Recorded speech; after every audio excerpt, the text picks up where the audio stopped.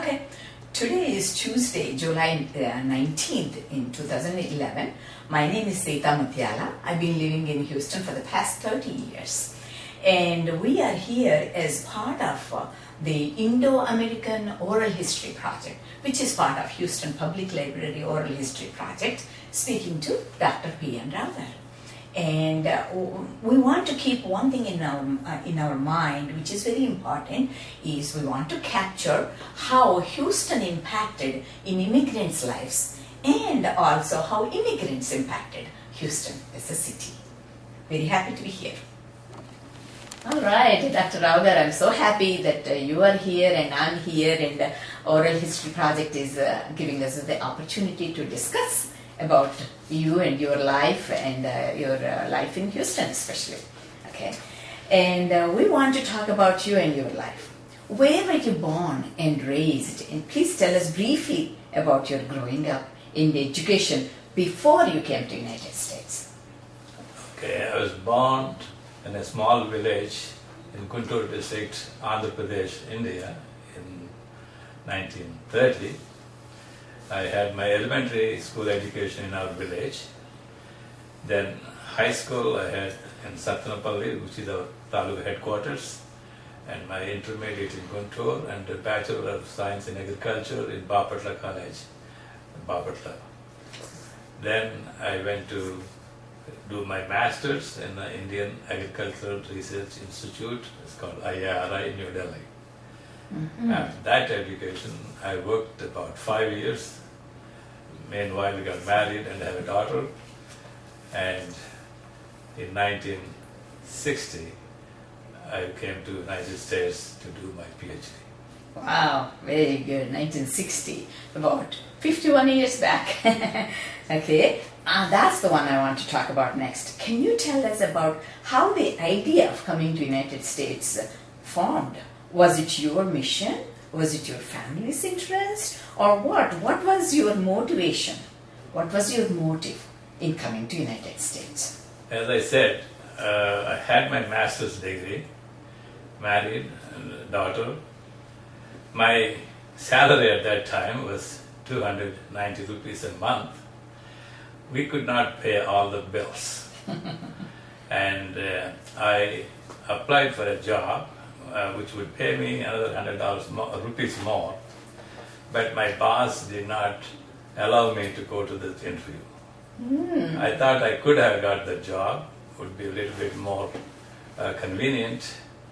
So before that I had no idea of, because I already settled, I thought life was settled, but this particular instance made me feel as though I am really have no freedom. So that was the last straw on the camel's back. I said, I'm not going to sit here and do whatever he says. I'm going to leave the country. It was a difficult move because my wife and kids were already there, and it was hard to leave them. So I left them with her parents, my in-laws, and it nearly took 18 months before they could join me. So that's the story. How old were you when you first came? I was 30 years old when I came. I came by boat from Bombay to Genoa in Italy, and then crossed by train to the continent. Another boat trip by English Channel, and from Southampton to New York, and came on Queen Mary, which is the floating hotel now in Long Beach, California. So it took me 3 weeks. 3 weeks? 3 weeks. In the ocean quite a bit. Yeah. Okay. All right. Now, when did you come to Houston? I'm sure you had a lot of choices. Why did you choose to come to Houston? First of all, I was working at the University of Kentucky Medical Center.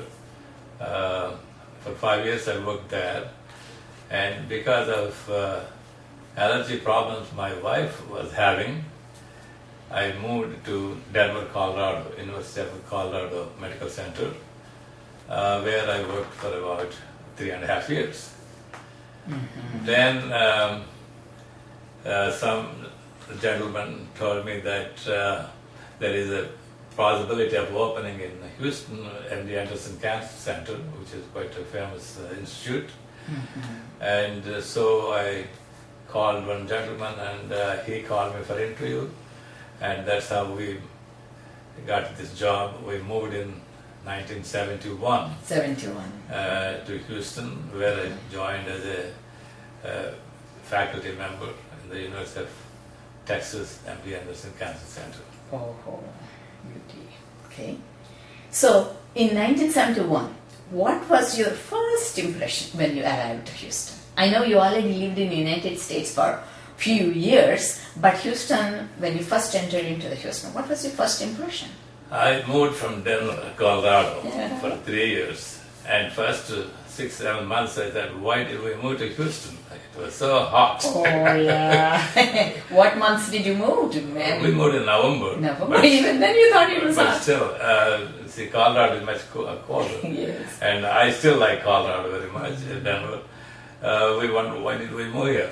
But you get used to it. But this is a great place. MD Anderson is an internationally famous institute. So it's a privilege to be able to join that institute. At that time, of course, Houston, very few Indians, all about 100 at the most. We used to meet University of Houston Indian Student Association, screening movies. That's the one way everybody gathered. That's how we joined Houston. So that was one of your memory of your early days in Houston. So we came on a professional basis, but I think moving to Houston was one of the best things I ever did. Because it's not only in my career, but family-wise. By that time we already have 2 daughters and 1 son, and this is how my son found out a girl, so we had our daughter-in-law here. So, and also the schools-wise, and my kids went to Rice University, and my son went to Baylor College of Medicine. So this is a very educational center, particularly for biomedical sciences, one of the best places to be. Very good. And what was your further education after you left India? So you must have done a PhD here in Well, yeah, that's the University of Kentucky. I had my master's degree in New Delhi, but I did a PhD in cytogenetics in University of Kentucky in Lexington.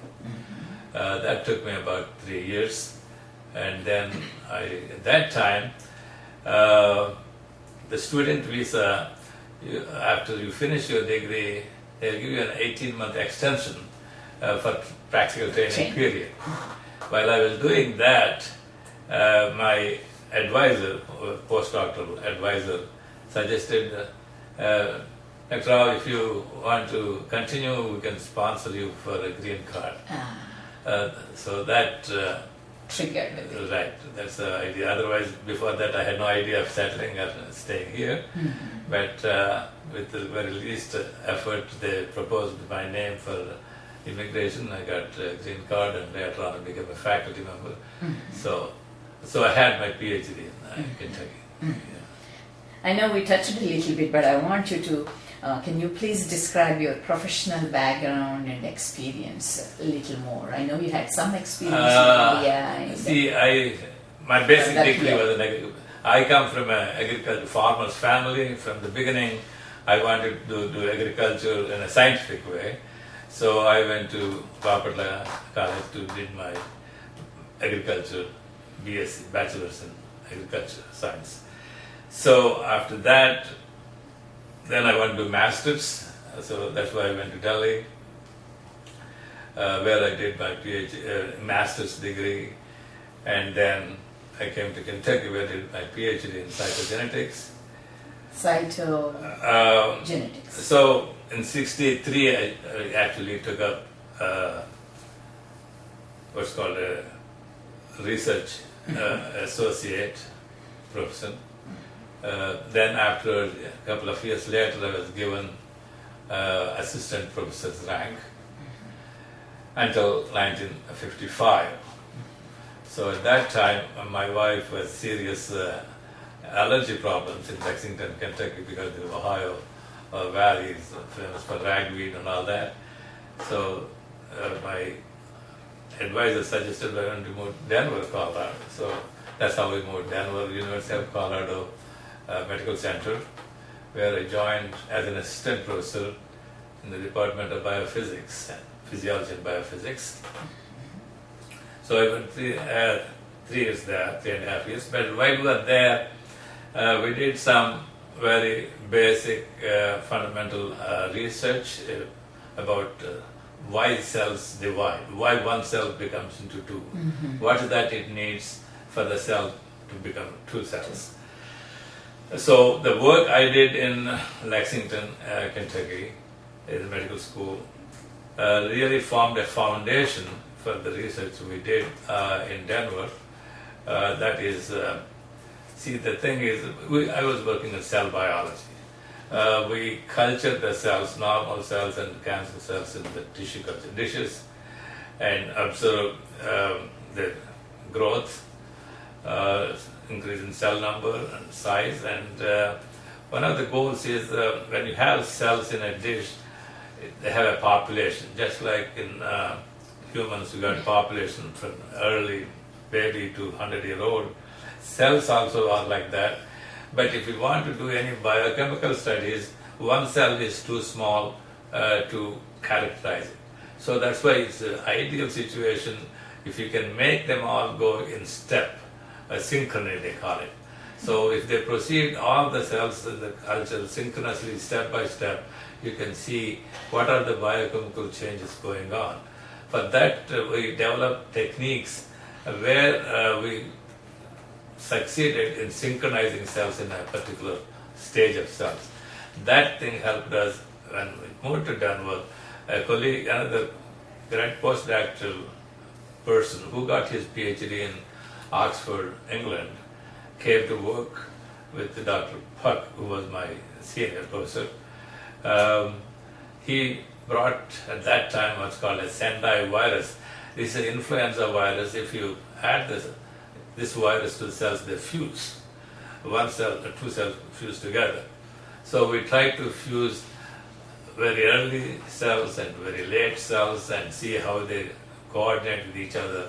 This work turned out very interesting, and we published in Nature, one of the prestigious journals.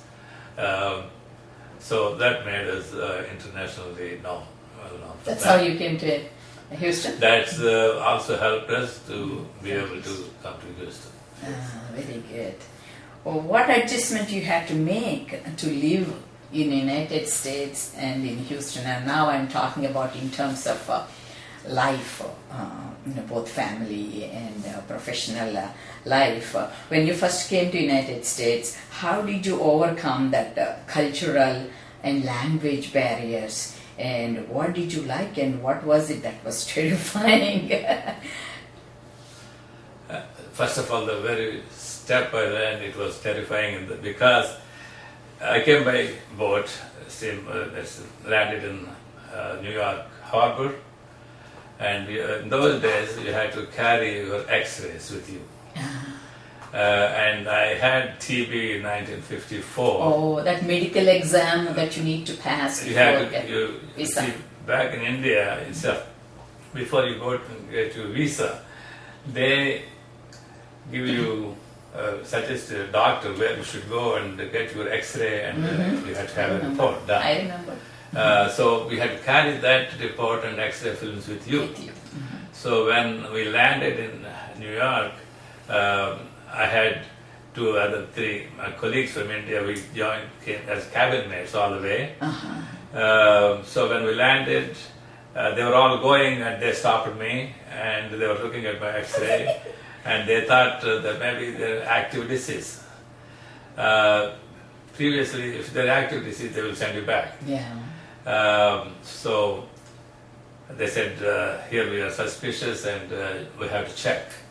And they took me to Staten Island, put me there, not knowing what's going to happen.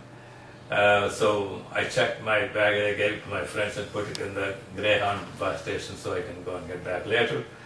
So they took me to Staten Island. I was there for 5 days, not knowing what's going to happen. So they did all the tests.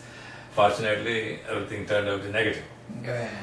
And then when I came back and tried to claim my baggage, there was not baggage there. They put somewhere and I couldn't get it back. So I went to Kentucky with just a shirt on my back. That's all I had in the little bag. So that, and about $30 in my pocket. With dirty clothes and all that. That's quite shocking because if they were to be sent back, I have no way of paying the thing. Already I borrowed money to come here. I have no return ticket. That's the one thing. But once that is over, when I landed and came back to Kentucky, my professor was such a nice person. He made a reservation for me in the dormitory room. As soon as we went to see him, so I made a reservation in the dormitory, let's go. And there, he went downstairs, brought the linens, pillow seats, made bed for me, which is shocking. I said, I could never expect that in India. Yeah. He was so nice, and then knowing that I lost baggage, do you need money, do you need clothes, you want to give his clothes.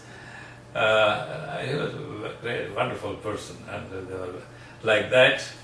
We had, then it took me 18 months for my wife to come, my wife and daughter. When they came, we had wonderful friends, the American friends. They This is all in Kentucky you're talking about. in Lexington, Kentucky. When we were like staying alone before my wife came, we used to take us for dinners, Christmas parties and all that. When my wife came, they brought us pillows, bed sheets, utensils, everything extremely nice. And later on, my wife was expecting, there is a lady, particularly wife of a doctor, she used to take her to the prenatal care. She arranged free prenatal care. Wow. And every month she used to take her for the doctor examination. And when the time of delivery, another friend stayed whole night. In those days, the husbands were not allowed in the delivery room. Yeah. This lady stayed there all night, and she became a godmother to my son. So we had wonderful friends. We still are in touch with them. So we had a great experience. But now, for me, it was not a big deal because we know English and we never had any problem. Adjusting is not difficult, but for the ladies, particularly when my wife came, that's a totally different experience. But friends were so nice. In fact, we didn't have any car, so they used to take her to grocery stores and to buy, and whatever they bought, she bought it, and they taught her American cooking. In fact, as long as we were in Lexington, Kentucky, my wife did all American cooking. No Indian, she didn't know Indian cooking before, so like that. But as we moved on to Denver, Colorado, we got more Indian families, Telugu families. Okay. That's how she learned cooking from Denver. How about when you moved from here, Denver to Houston? Houston, as I said, about 100 total Indian families, maybe only 2 Telugu families have houses that do not rent out ourselves, and the rest of them are mostly students and bachelors. So there were maybe 14 or 15 Telugu speaking people at that time.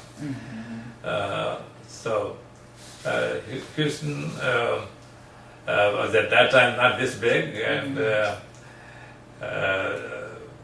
we tried to stay close to the workplace. That's why commute, and also good schools and all that. Okay. So what do you like the most in your Houston life? I know you touched it a little bit. What do you think? What do you like the most in Houston life, and what do you think you're missing here compared to your life in India? What does the city of Houston mean to you, and how it influenced you? Houston is an international city. In fact, when I was in Lexington, Kentucky, I came for the first time to Houston in 1965 for a scientific meeting at Rice University. At that time, the Astrodome was almost finishing construction. And they were saying at that time, Houston is going to become an international city, and they were right. It became a city. It's the variety and diverse cultures and all that. One of the most important, as my point of view, is the medical center. There's so many institutions, Baylor College of Medicine and all that. So we had a lot of interaction. In fact, moving to Houston for me professionally really helped me a lot, because I could collaborate with scientists in Baylor College of Medicine, University UT Medical School, and also for the children, education is important. That's one thing. When I came to know, joined, my daughter was already in the middle school, and everybody said Bel Air High School is the best at that time. We tried to buy a house that she could automatically go to that school district. So that's why we bought the west side of Stella Link. If we were to buy a east side of Stella Link, we'll go to Lamar High School. Like that. So they did that. This is educationally, again, my son really finished all this within 2-mile radius from elementary, high school, Rice University, Baylor College of Medicine and Training. So that tells you it's a great place. Very good. I know you accomplished a lot and received quite a few awards. Which ones are the most significant and fulfilling awards and accomplishments in your point of view? My research career was, we made some important discoveries in cell biology. We discovered some phenomena. See, you heard about chromosomes. The chromosomes, the human chromosomes, you see them only when the cell comes to cell division. Other times, see, that's only short time. You see, the cells divide, the lifespan, we call it 24 hours. Every 24 hours, they double, they divide. This is put in the tissue culture, not in the body. So, once a day they divide, at that time the DNA all comes to condense, it comes like chromosomes. The rest of the times we don't know how they look. So what we did was we did fusion. We fused a cell which is dividing them with not dividing, and then we are able to force the earlier cell to come into division and form the chromosomes. That's what we call it a premature chromosome condensation phenomenon that we described as was our really signal discovery. Very good. I know you mentioned that you were already married and you have 3 children, but I want you to go ahead and complete telling about your children and grandchildren. So you have all 3 children in Houston, and how many grandchildren you have, and what professions the children are in. We are fortunate that all our children and grandchildren are living in Houston. Yes. My eldest daughter, who was born in India, she was about 2 years old when she came. She went to dental school. She is a dentist, and she married a boy from Hyderabad, and he is a anesthesiologist. And he works in a VA hospital now.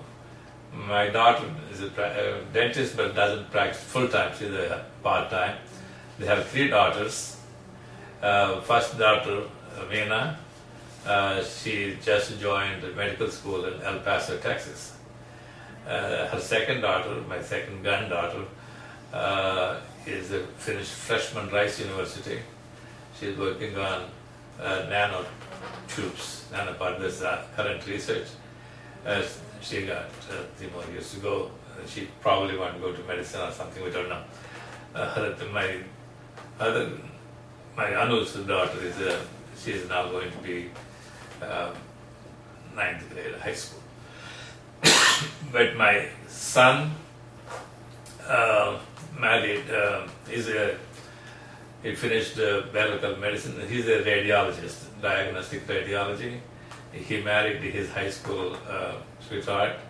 Italian family. She's also a MD, PhD. And they have 2 boys and 2 girls. Their first child boy, Raj, is going to business school, UT, Texas, honors program. They got another daughter, Karina, then another girl, Marissa, and their younger one boy. And so they are all. The last one, Sandhya, who is an attorney. She's legally blind, but in spite of her handicaps, she finished undergraduate in Rice University and finished Stanford Law School. That's one of the things why I took an early retirement, because Stanford, to get an admission to Stanford Law School is pretty important, and my wife felt that maybe because of her handicaps it would be hard for her to cope with the situation, so said, why not we go on. So that's why I took an early retirement, thinking I had reached a point in my career but want to make her self-sufficient. So I took, when I'm 61, I took a retirement. Now I spent 20 years in retirement. Yeah. And so we lived there for 3 years on the campus. After she finished law school, she did 1-year clerkship in Galveston Courthouse, and she found a job in downtown Houston, 515 Rusk Avenue, Federal District Court, as a staff attorney. She had put up more than 15 years of service. Wow, very good. Because she's handicapped, she's not married. So we 3 live, my wife and I, my daughter live together. Excellent. At this time, I like to capture your opinion on the interethnic and interracial and interreligious marriages. Yes. Now, my son, in Houston, particularly Telugu community, we are the senior people, most people. We had older kids there. So when my daughter's marriage question came about, she's not an outgoing type, not going dating, or she never did anything like that. And she was willing to accept arranged marriage. How old was she when she came to United States? 2. Yeah. Though she grew up here, Yeah, but still right. she's not an outgoing Okay. type. Okay. In those days, not that many there. So then her marriage was arranged. So she got married 1983. But when time came for my son, we asked him, would you like arranged marriage? He said, no way. So we said, then we find somebody, So that's how it came about. He knew this girl, his classmate in Bel Air High School. Interestingly, her father and I worked together. He's an MD Anderson, he's a scientist, he's an MD, but we know their family before that. And both families also both sides agreed. The thing not one-sided. In fact, the girl's father, that's Dr. Arengo, said, if it's not agreeable, he suspected my wife may not really come up with that. If it's not agreeable, they were not willing. So we waited about 5 months before I said, so far so good. So the thing is now, we are in a cosmopolitan city, all ethnic groups. It's not in India, we always have arranged marriage within a community, within the caste and all that. It's not possible anymore. I think the only way is children, if they prefer and find out somebody they like, we have to go with it. Yeah. Okay. Can you describe your social life a little for us? Over the years, what is your involvement in forming or sustaining of any social, cultural, religious, or political organizations in town in Houston?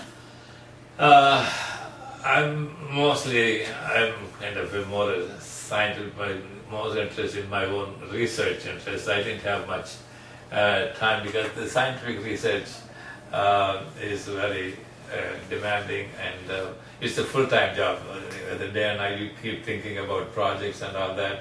So I'm not terribly interested in joining any religious or political things, institutions. Okay. So, but mostly we have social friends. We go to functions, and in fact we go to temple also, some other functions. But I'm not actively involved in any of management of these things. Okay. What about your contribution and involvement in mainstream political, social, economic environment in Houston?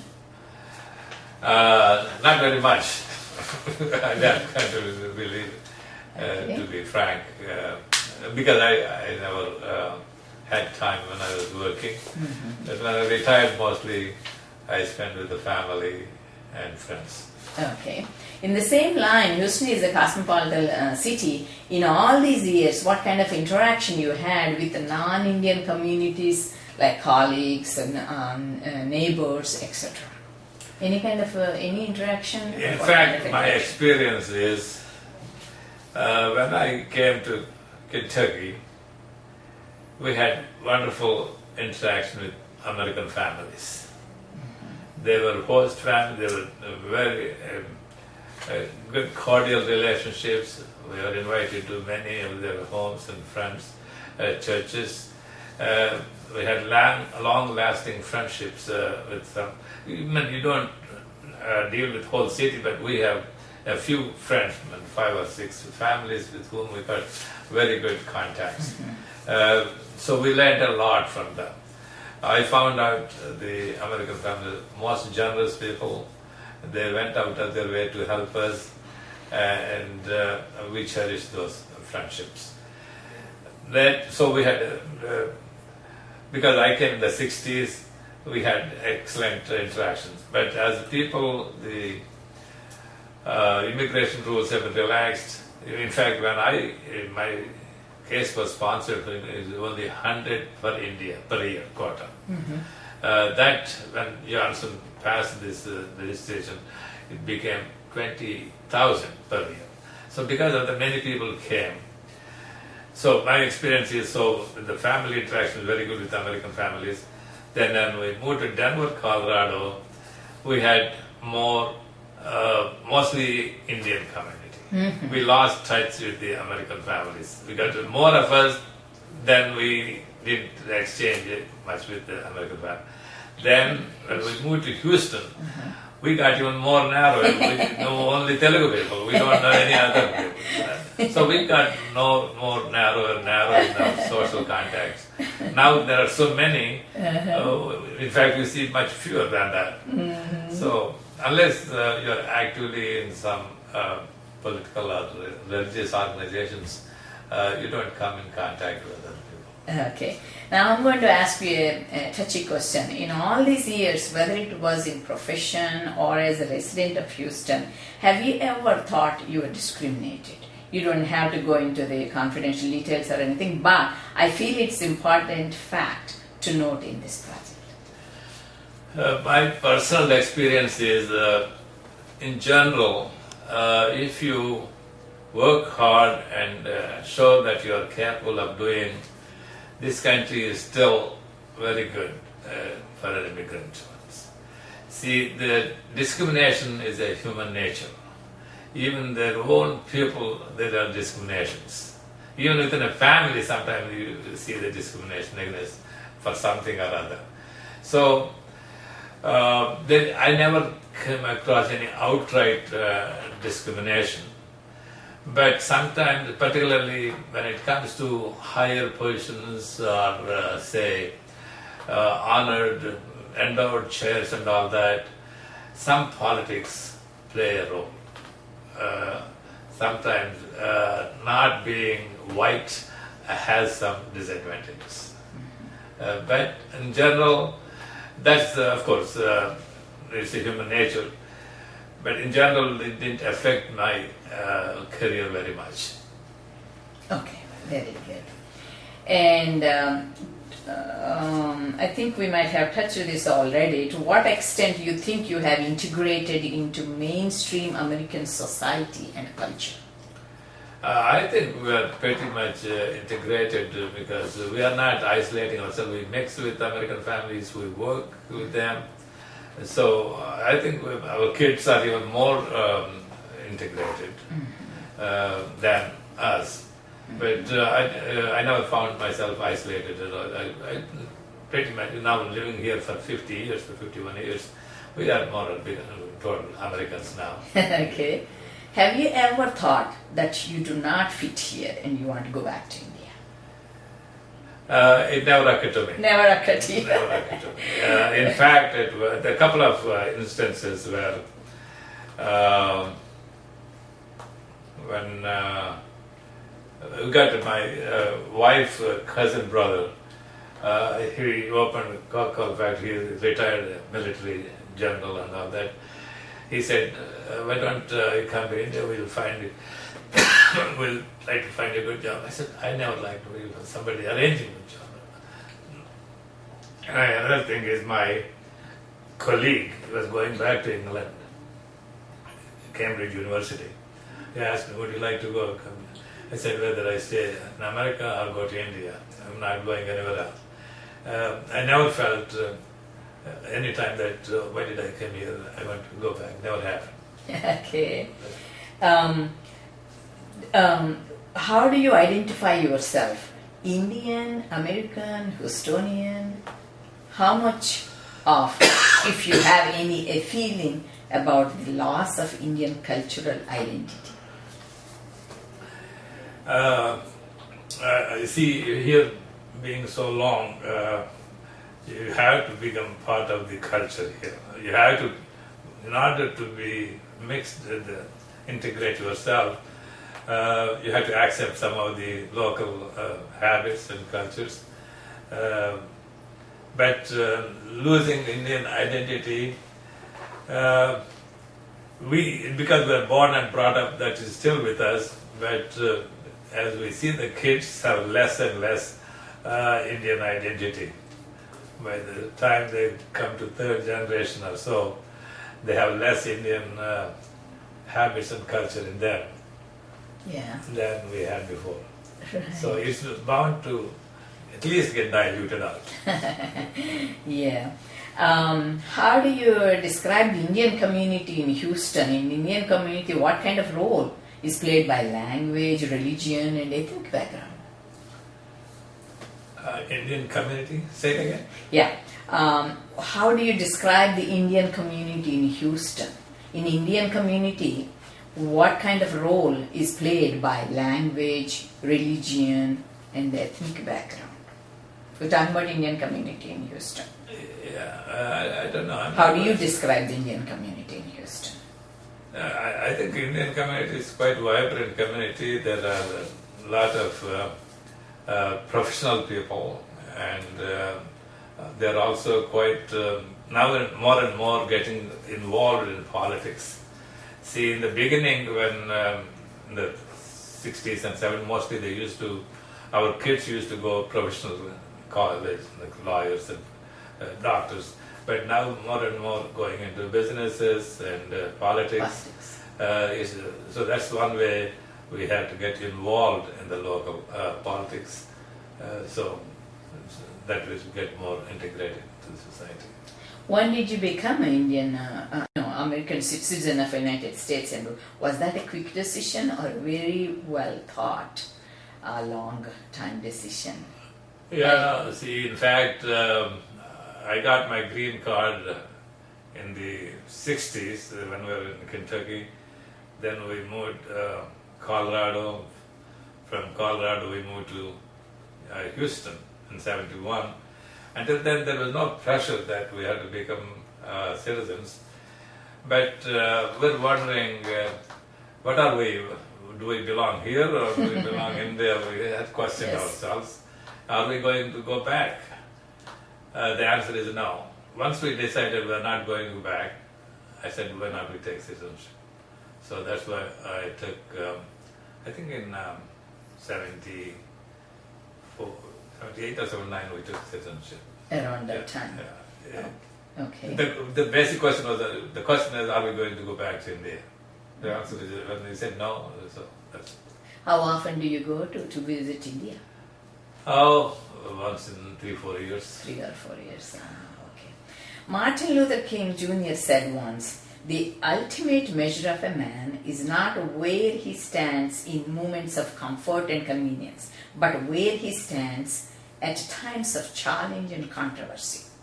Can you tell us about some of those challenging times and where you stood? Have you ever attempted or thought of influencing some of the public policies in Houston or Texas or United States? Tell us about it.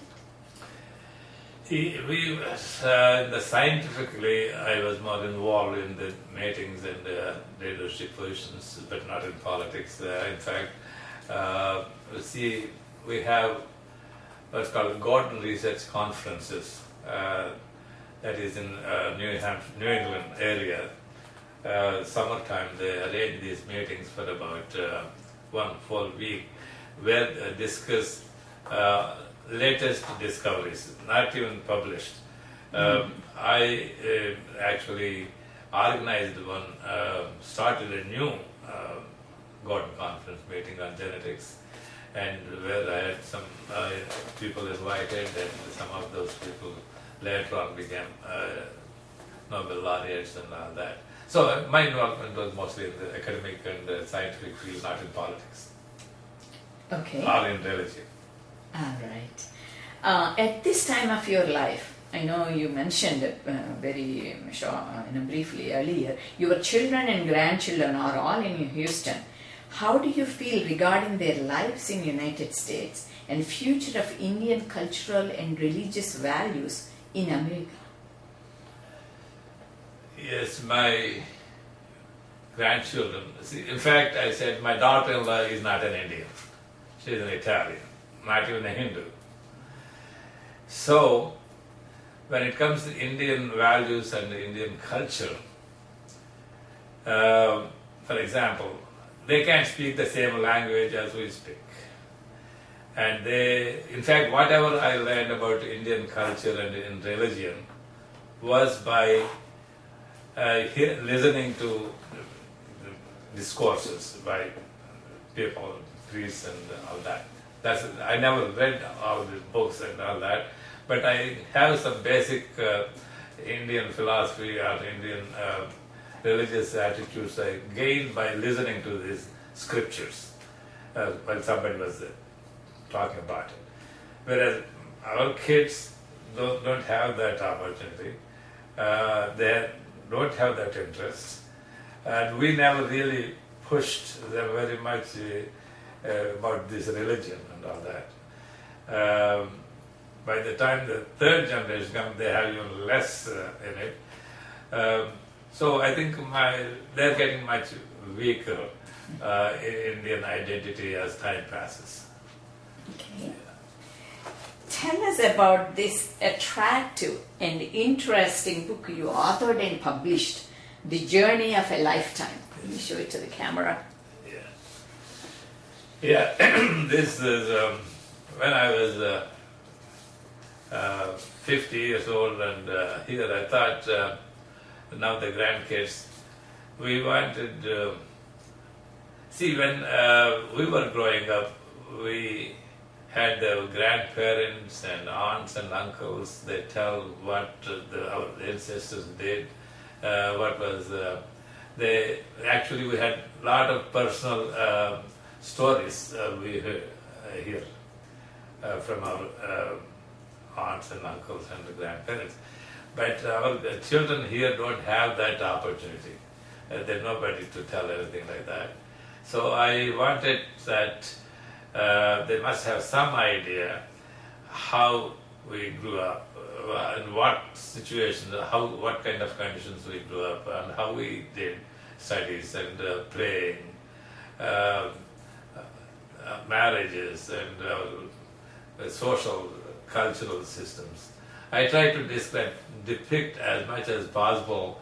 One day, when I'm not there, they can still read and say where grandfather came from, what kind of situation. So this is your life story, It is autobiography kind of. actually, even the games I played and all that, they want to have an idea how we grew up. We never had any televisions, Right. iPads and all that, but still we grew up to be healthy and children and people.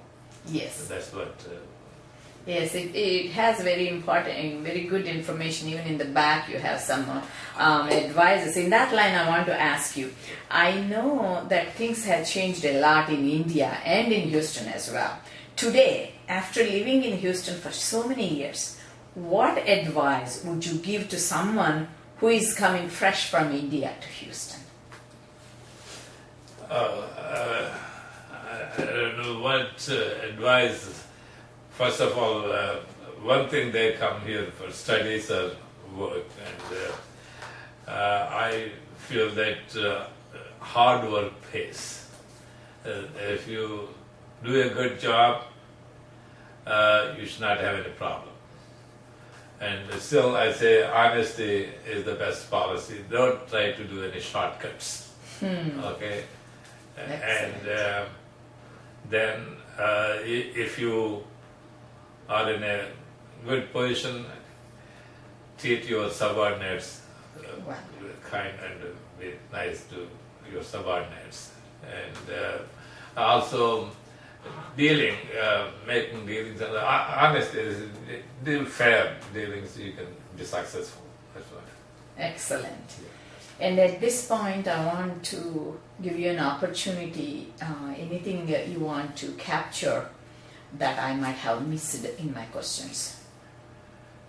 I think you are pretty good. And you see, the only thing I can mention about my personal philosophy, that's what I left in the last page. Yes. Good messages, good message. I read them and I agree 200% with all those. When I'm 50 years old, I think, what is life?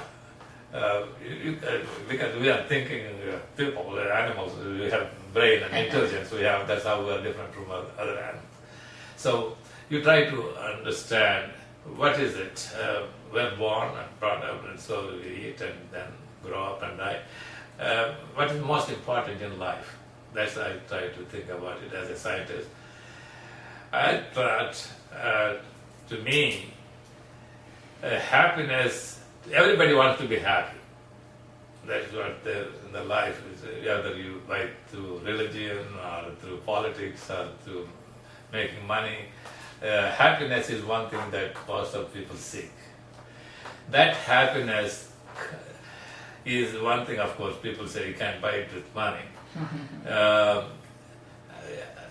I think disciplined life is the one that gives you happiness. That is, discipline means you do everything fair and honest, you do your best, and as I said, don't get these, there are 6 enemies, it's called, the anger is one of the things, and so the good, leading a principled life gives you happiness. That's my philosophy, and I follow that. I try to again live in a simple, modest life. And, okay, that's my philosophy. Excellent.